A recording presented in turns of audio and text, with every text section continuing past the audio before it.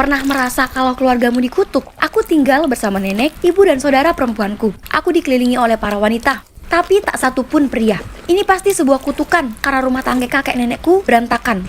Dan rumah tangga orang tuaku juga gagal total.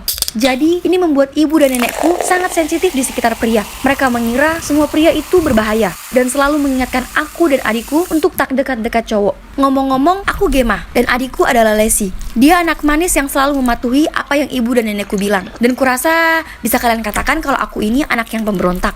Kebanyakan temanku laki-laki, tapi tentu saja keluargaku tak tahu itu. Kapanpun aku bicara soal temanku, aku pura-pura kalau mereka itu perempuan. Kalau tidak, mungkin ibu akan membunuhku.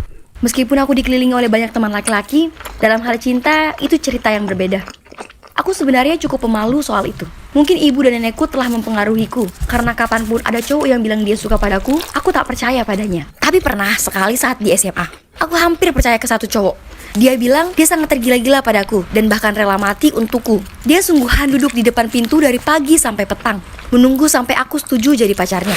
Tapi dia tak lepas dari amarah ibuku. Saat ibu memorgokinya, ibu menyiram seember air padanya. Dan dia langsung lari kabur. Jelas saja, dia tak mau mati untukku kalau begitu.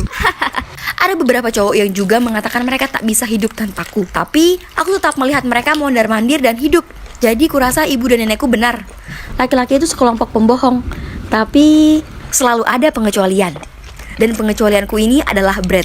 Oh, Brad yang menawan. Aku bertemu dengannya di toko kaset. Dan kami berdua mengambil kaset yang sama tepat di saat yang sama. Aku terpesona saat pandangan pertama. Semua peringatan mengenai cowok meninggalkan pandanganku.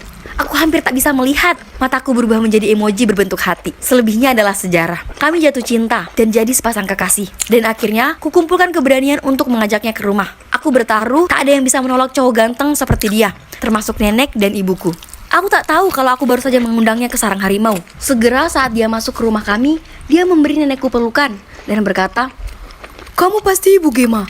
Aku bisa lihat dari mana dia mendapatkan wajah cantiknya." Lalu, dia menengok ke ibuku dan berkata, "Hai Lesi, kau bahkan lebih cantik daripada di foto." Tapi kemudian, tentu saja Lesi muncul, dan kesadaran muncul di wajah Brad. Dan dia tertawa dan berkata dia tak menyangka aku punya nenek dan ibu yang cantik. Ibu dan nenek berusaha keras menyembunyikan kegembiraannya, dan Brad cuma mengedip padaku. Astaga, dia licik sekali, hahaha. Di tengah-tengah makan malam, saat Brad pergi ke kamar mandi, kuperhatikan ibu dan nenek saling senyum. Mereka sedang merencanakan sesuatu. Apa yang mereka masukkan dalam makanannya? Aku sama sekali tak percaya pada mereka, dan bertanya kepada mereka apa yang terjadi. Tapi mereka hanya tersenyum manis dan berkata, "Tidak ada apa-apa sayang." Kucicipi kentang tumbuk Brad, dan rasanya sangat asin.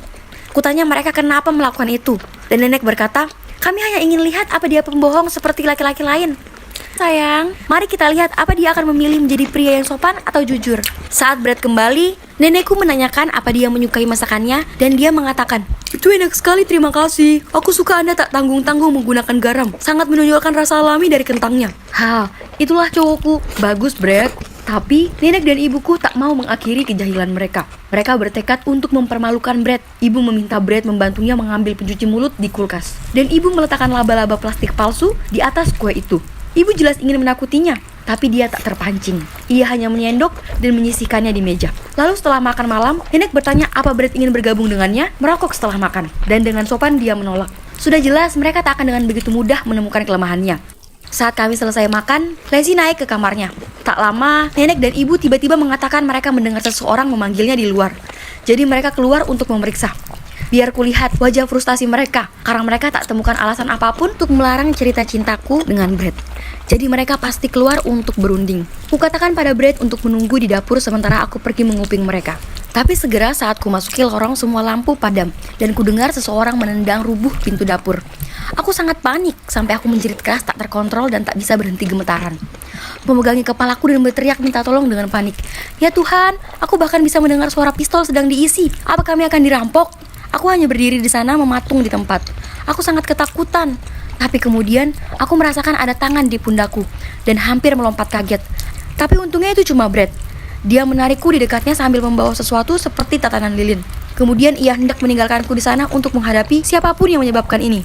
Tapi aku sangat ketakutan, sampai aku hanya memeluknya erat dan mulai terisak. Tiba-tiba lampu menyala.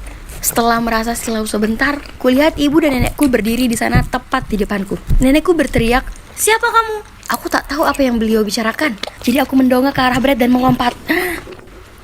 Itu bukan Brad, itu cowok asing.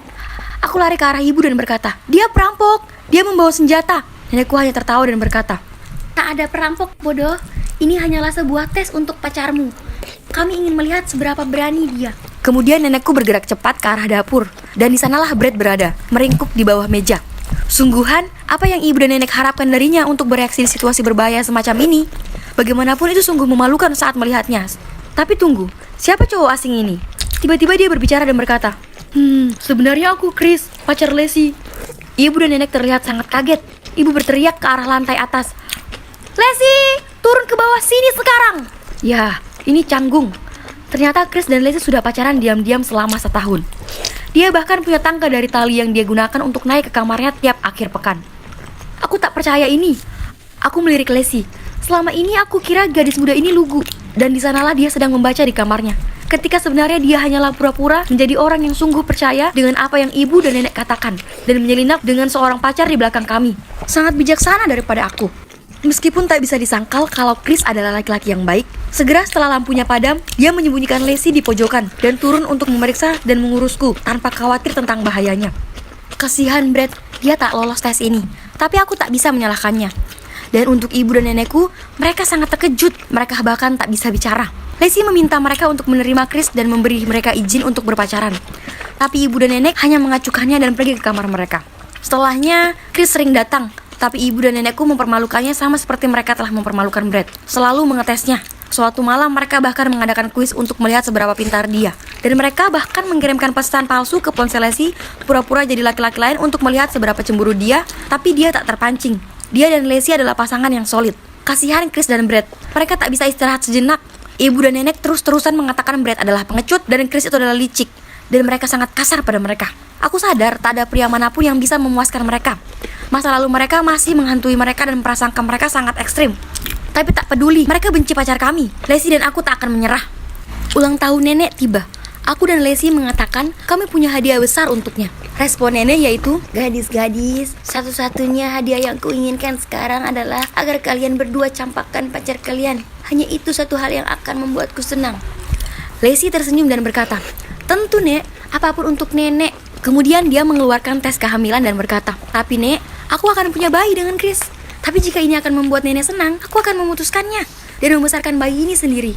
Seperti nenek membesarkan ibu, dan sebagaimana ibu membesarkan Gemma dan aku. Ibu dan nenek terlihat seolah akan pingsan. Dan sebelum mereka bisa mengatakan apapun, aku melanjutkan. Brad dan aku juga akan putus. Meskipun aku ingin kalian tahu, aku sangat mencintainya. Jika kalian lebih suka aku sendiri sepanjang sisa hidupku, aku akan melakukannya. Karena kalian selalu mengatakan, pria itu racun. Bahkan, aku memutuskan akan menjadi seorang birawati. Aku akan berhenti sekolah dan aku akan berangkat ke biara minggu depan. Saat ini, ibu menitikkan air mata dan meraih tanganku dan mengatakan, sayang, jangan memilih jalan yang begitu sepi. Tetaplah bersama kami. Nenekku juga menangis dan memeluk Lacey. Sayang, jangan bodoh. Bayimu tak bisa tumbuh tanpa ayah. Chris adalah laki-laki yang luar biasa. Jangan dengarkan aku. Dia itu hebat. Aku sangat menyesal. Jadi, begitulah, Lacey dan aku masih tetap bersama Chris dan Brad. Dan kami sangat berbahagia. Ibu dan nenek sudah menerima mereka. Dan aku berani mengatakan, mereka bahkan baik pada Chris dan Brad. Tapi ada satu masalah kecil. Bagaimana Lacey akan menjelaskan fakta bahwa perutnya tak akan membesar? Ting ting. Sepertinya ibu dan nenek bukanlah satu-satunya yang pandai mengetes orang. Itu pasti turun-temurun di keluarga kami. Doakan kami ya.